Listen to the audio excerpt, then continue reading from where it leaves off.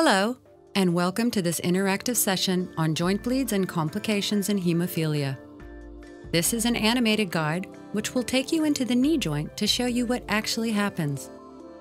In this short, informative presentation, we will showcase a healthy knee, review important information and facts on joint bleeds, show you the complications that can arise, and share ways to optimize therapy.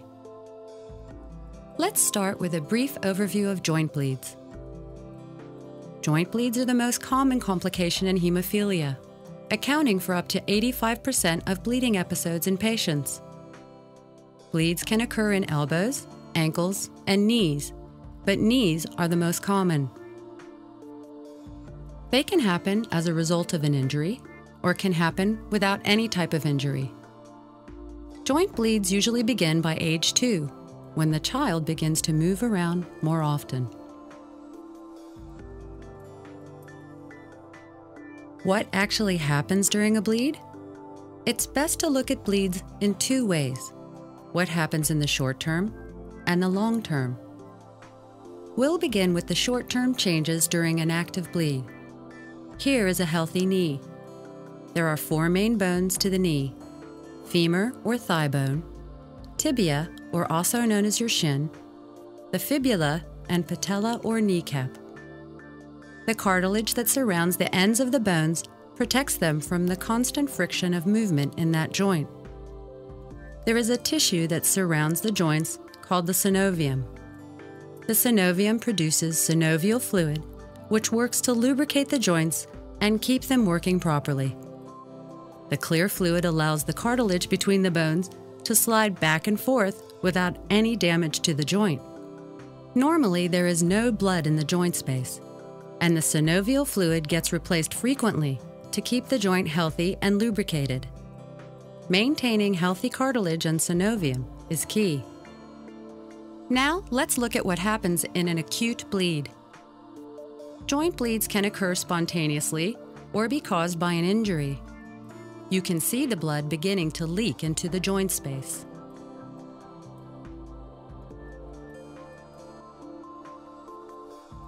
The bleed should be treated quickly, ideally in less than an hour. If not, the synovium becomes inflamed as blood accumulates in the joint space and the joint begins to swell. Many times, people often feel an aura before they can see the swelling or feel the pain. As the blood accumulates, the body attempts to break down this blood to remove it from the joint space. The blood is broken down to waste products and iron. This waste and iron that are left behind is toxic to the cartilage, synovium, and bone. If the bleed isn't treated quickly or adequately, the bleeding continues and creates an enlarged, painful, and eventually immobile joint. The body attempts to remove all the blood from the joint along with the waste and iron that are left behind. If this were the only bleed, the synovium would be able to reabsorb the blood in about a week and the joint would heal. However, repeated bleeds into the same joint cause a vicious cycle. At each time a bleed happens, the waste and iron accumulates in the joint, causing further damage and immobility. Some of the iron waste products are left deposited in the joint space. This damaged joint is then more likely to bleed. Over time, the repeated bleeds cause chronic inflammation that has lasting complications on the joints. As we stated before, the accumulated waste and iron are toxic to the cartilage and bones of the joint. Now we will review how repeated uncontrolled bleeds will damage the joint. The accumulation of iron and other waste products causes direct damage to the cartilage, bone, and synovium. As a result, the synovium thickens and grows tiny finger-like projections called microvilli. The synovium, with its small finger-like microvilli, are now more prone to getting pinched between the moving bones, resulting in a bleed. This early stage of joint damage, when there is inflammation, is called synovitis. As a result of this synovitis, the synovium no longer functions correctly. Thus, it is unable to lubricate the joint properly, or remove the blood from the joint. Blood then stays in the joint even longer, causing more damage and worsening the functioning of the synovium.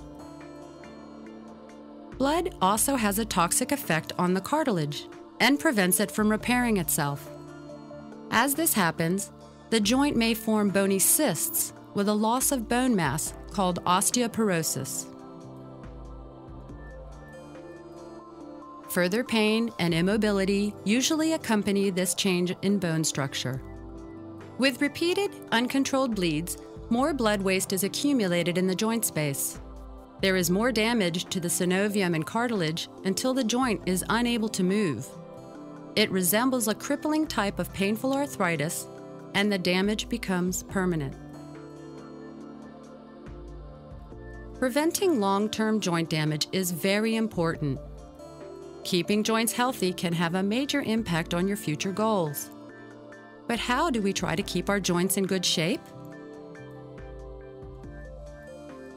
First, learn to recognize the early symptoms. While it's tempting to wait until a bleed begins to swell and hurt, we have already shown you it's much too late. The first symptoms can be a tingling sensation, tightness, or the skin being warm to the touch. This is called an aura. Learn to recognize your aura and treat as soon as it appears. In a young child, you might look to see if they're favoring an arm or leg, or reluctant to use an arm or leg. A spot that hurts to the touch, a swelling, or stiffness are also good hints that a bleed is happening. Once you've learned how to recognize a bleed, remember the golden rule: treat as soon as possible.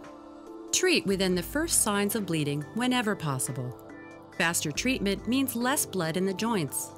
Less blood in joints means less complications, over both the short and long term. This concludes the Joint Bleeds and Complications presentation. If you have any other questions, please talk to your doctor or treatment team. Thank you for joining us.